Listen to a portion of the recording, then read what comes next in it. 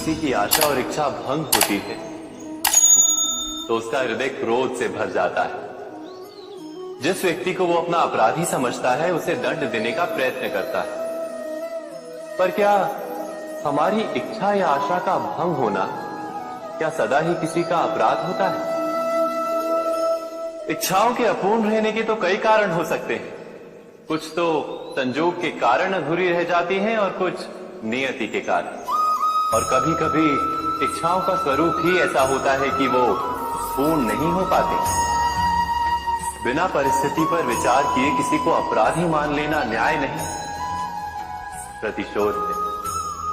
न्याय का आधार तो दया, करुणा और प्रतिशोध का आधार क्रोध, अहंकार। अर्थात हृदय में करुणा धारण किए बिना किसी के अपराध के विषय में विचार करना, किसी को दंड देना क्या अपने आप में ही अन्याय नहीं? स्वयं विचार कीजिए।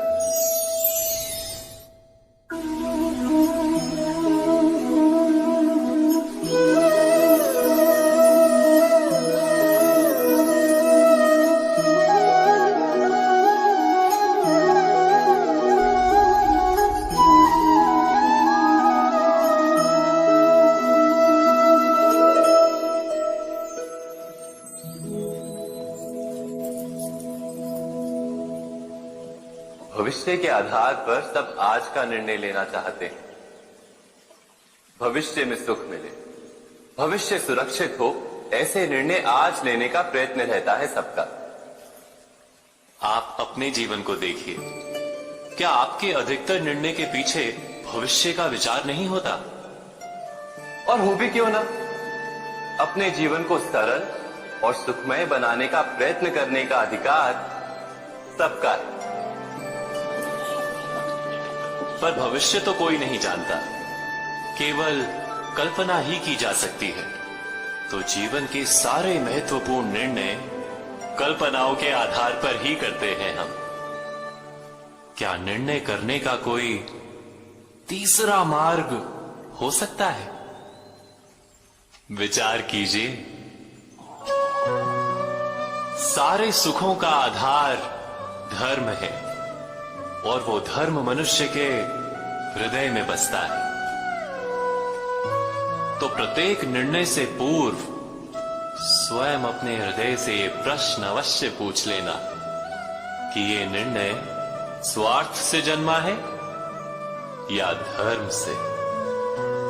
क्या इतना पर्याप्त नहीं? भविष्य के बदले धर्म का विचार करने से क्या भविष्य अधिक सुखपूर्ण नहीं होगा? स्वयं विचार कीजिए।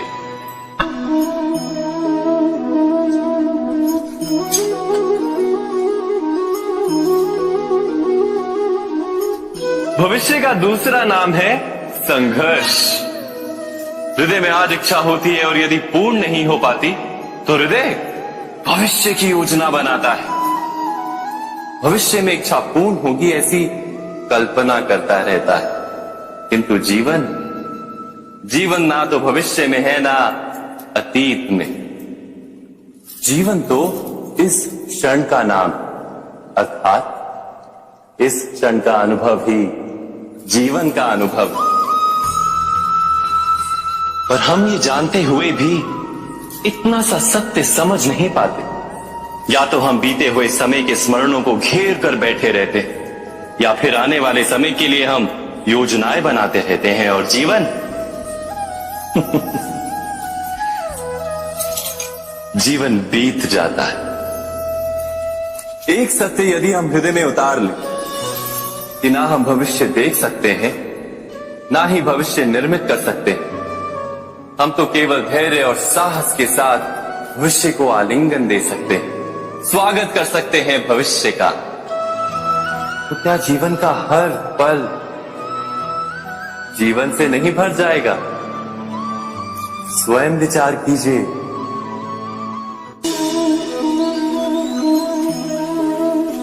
सबके जीवन में ऐसा प्रसंग अवश्य आता है कि सत्य कहने का निश्चय होता है हृदय में, किंतु मुख से सत्य निकल नहीं पाता। कोई भय मन को घेर लेता है। किसी घटना अथवा प्रसंग के बारे में बात करना या फिर स्वयं से कोई भूल हो जाए उसके बारे में कुछ बोलना, क्या ये सत्य है? नहीं, ये तो केवल तथ्य है। अर्थात जैसा हुआ था वैसा केवल बोल देना सामान्य सी बात है। किंतु कभी कभी उस तथ्य को बोलते हुए भी भय लगता है। कदाचित किसी दूसरे की भावनाओं का विचार आता है मन, दूसरे को दुख होगा ये भय भी शब्दों को रोकता है। तो ये सत्य क्या है? क्या हमने कभी विचार किया है? जब भय रहते हुए भी कोई तथ्य बोलता है तो वो सत्य कहलाता है। वास्तव में सत्य कुछ और नहीं, केवल निर्भयता का दूसरा नाम है। और निर्भय होने का कोई समय नहीं होता, क्योंकि निर्भयता आत्मा का स्वभाव है। अर्थात क्या प्रत्येक क्षण सत्य बोलने का क्षण नहीं होता?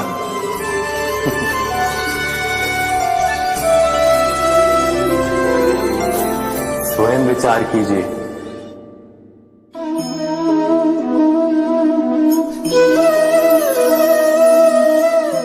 परंपरा में धर्म बसता है और परंपराएं ही धर्म को संभालने का कार्य करती हैं, ये सत्य है। पर क्या केवल परंपरा ही धर्म है? विचार कीजिए। सत्य तो यह है कि जिस प्रकार पाषाण में शिल्प होता है उसी प्रकार परंपरा में धर्म होता है। इस पत्थर में शिल्प है, ये पत्थर शिल्प नहीं। शिल्प को उजागर करने के लिए उसे तोड़ना पड़ता है, अनावश्यक भागों को दूर करना पड़ता है। ठीक उसी प्रकार परंपराओं में धर्म ढूंढना पड़ता है। जिस प्रकार इंद्र पूजा की परंपरा को तोड़कर गोवर्धन पूजा का धर्म ना ढूंढा जाता तो यादवों को उनकी मुक्ति का मार्ग नहीं मिल पाता। अर्थात परंपरा को पूर्णता छोड़ देने वाला धर्म से वंचित रह जाता है और परंपरा का अंध अनुकरण करने वाला भी धर्म को प्राप्त नहीं कर पाता। कहते हैं हंस के पास नीर क्षीर विवेक होता है, दूध में मिले पानी को छोड़कर केवल दूध ही ग्रहण करता है। तो क्या सच्चा धर्म प्राप्त करने के लिए हृदय में ज्ञान से जन्मा विवेक आवश्यक है?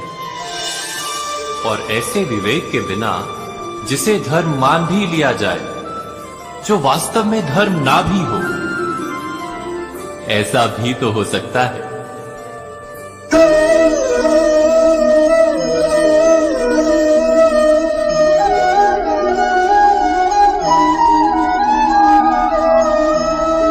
महाभारत का ये युद्ध, महाभारत की ये कथा अनेक सत्यों को प्रस्थापित करती है।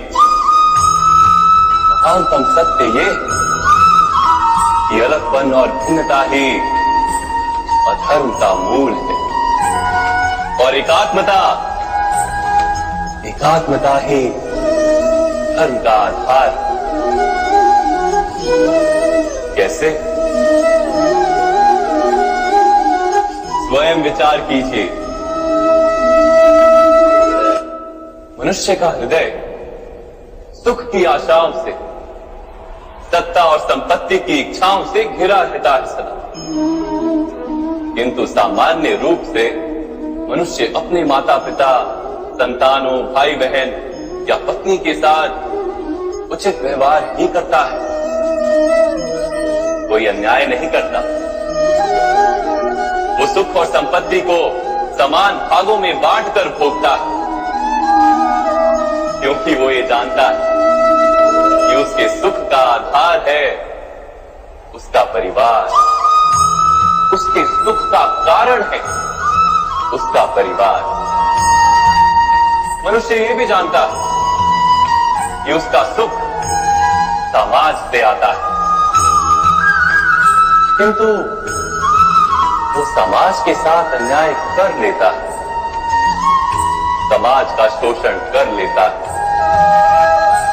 क्योंकि वो समाज को अपने सुख का कारण नहीं मानता, वो समाज को अपने सुख का साधन मानता है। भेद है तो कारण और साधन में। मनुष्य को जब ये बोध हो जाता है कि सारा संसार परमात्मा का ही रूप है, प्रत्येक जीव परमात्मा का ही अंश है, अर्थात कोई पराया नहीं, सब अपने, ये सारा संसार अपना ही है, अपना ही परिवार, तो क्रोध का कोई कारण ही नहीं रह जाता। सारे संघर्ष, सारा वैर, सारा प्रतिशोध नष्ट हो जाता है। अंतर में परमात्मा और संसार में एकात्मता, यही धर्म का मूल सिद्धांत है। महाभारत की ये यात्रा क्रोध से बोध की यात्रा है, भिन्नता से एकात्मता की यात्रा है। भूमि पर वास करने वाली प्रजा जब तक महाभारत की कथा को अपने स्मरणों में जीवित रखेगी, तब तक ऐसा विध्वंस पुनः नहीं होगा। कोई भी शक्ति इसकी महत्ता का वस्त्र हरण नहीं कर पाएगी। इस यात्रा में मेरे साथ प्रवास करने वालों को मैं अभिनंदन देता हूं। उनके हृदय में धर्म का बीज था, कल्याण, संसार का कल्याण। ओम सहना भवतु। ईश्वर हमारा रक्षण करे। सहनो भुनक्तु। हम सब मिलकर सुख भोगे। सहवीर्यम करवावहै। एक दूसरे के लक्ष्य प्रयास करें। तेजस्विनावधीतमस्तु। हम सबका जीवन तेज से भर जाए। मां विद्विषावहै। परस्पर कोई द्वेष या ईर्ष्या ना।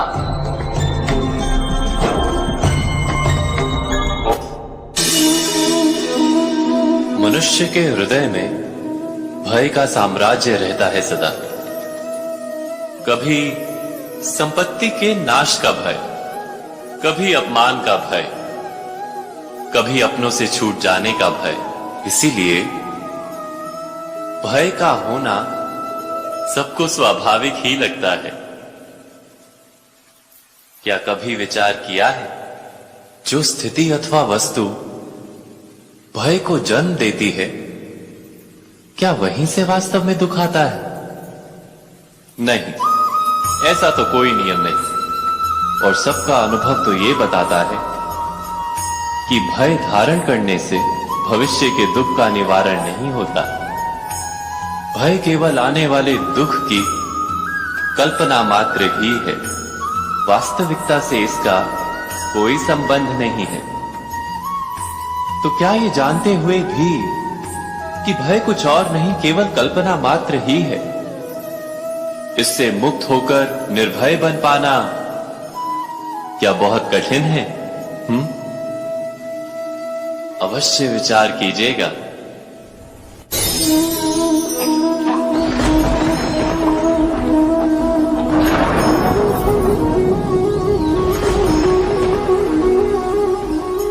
शकुनों और पूर्वाभासों के आधार पर हम भविष्य के सुख दुख की कल्पना करते हैं।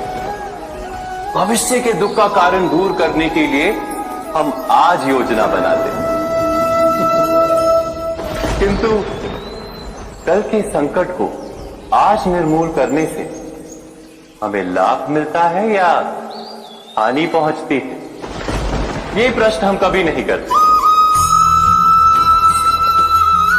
सत्य तो ये है कि संकट और उसका निवारण साथ जन से, व्यक्ति के लिए भी और सृष्टि के लिए भी। नहीं, आप अपने भूतकाल का स्मरण कीजिए, इतिहास को देखिए। आप तुरंत ही ये जान पाएंगे कि जब जब संकट आता है, तब तब उसका निवारण करने वाली शक्ति भी जन्म लेती है। यही तो जगत का चलन है। वस्तुतः संकट ही शक्ति के जन्म का कारण है। प्रत्येक व्यक्ति जब संकट से निकलता है तो एक पद आगे बढ़ा होता है, अधिक चमकता है, आत्मविश्वास से अधिक भरा होता है, न केवल अपने लिए अपितु विश्व के लिए भी। क्या ये सत्य नहीं? वास्तव में संकट का जन्म है एक अवसर का जन्म, अपने आप को बदलने का, अपने विचारों को ऊंचाई पर करने का अवसर, अपनी आत्मा को बलवान और ज्ञान मंडित बनाने का। जो ये कर पाता है उसे कोई संकट नहीं होता, किंतु जो ये नहीं कर पाता वो तो स्वयं एक संकट है विश्व के लिए। विचार कीजिए। राधे राधे।